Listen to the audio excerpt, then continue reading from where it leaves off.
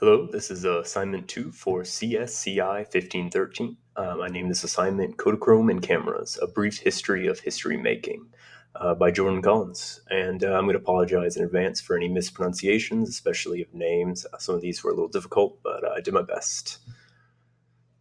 All right, so Kodachrome was one of the most successful color photography films ever created. Although it's not the first use of the word Kodachrome, the world was formally introduced to a modern version of the film in the early 1930s. Leopold Godowsky Jr. and Leopold Manis, two professional musicians, perfected the methods used to create this world-changing film over nearly 2 decades. Encountering many hardships and challenges, the university-trained experimenters first developed a two-color version of their film, but by the spring of 1935, they had perfected the three-color version, which would launch 1 million family photos. Kodachrome was released in that year by the Eastman Kodak Company. Obviously, Kodachrome was not the world's first color photography method. Before this invention, color photography was a laborious and sometimes unsatisfying endeavor. Kodachrome, on the other hand, produced a nearly true-to-life, vibrantly colorful recreation of its subject matter. The process was still laborious, however, and its earliest adopters paid a hefty sum for their vibrant photographs. Kodachrome required a lengthy and technically difficult photograph processing technique, and until 1954, all patrons of this iconic film were required to send their reels to sanctioned Kodak processing facilities. Prices dropped significantly after 1954, however, when the Department of Justice decried Kodak of monopolizing the Kodachrome processing technique.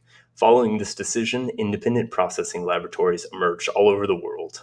The popularity of Kodak's revolutionary photography technique exploded in the 1960s and 70s, following the release of the faster, more adaptable Kodachrome version 2. Now the masses had access to beautiful, reliable, and most importantly, fast methods of color photography. Testimonies and nostalgic rhetoric are often observed when the likes of Kodachrome are mentioned to earlier generations.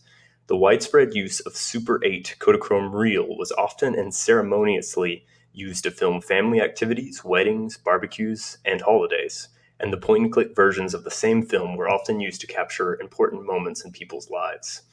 Even more significantly, Kodachrome was praised for its darkroom storage potential. If a family kept their Kodachrome reels stored in dark places, such as their original film cases, they could remain preserved for decades. Important memories can now be captured by the ordinary middle-class person and cherished for generations.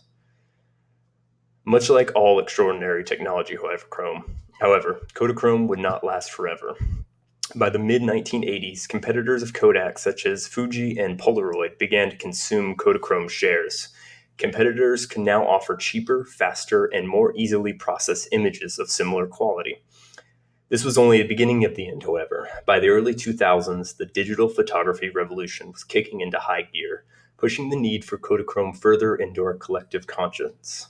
By 2009, all versions of Kodachrome were discontinued, leaving behind only a strong sense of nostalgia and countless family photo albums spread across dusty shelves.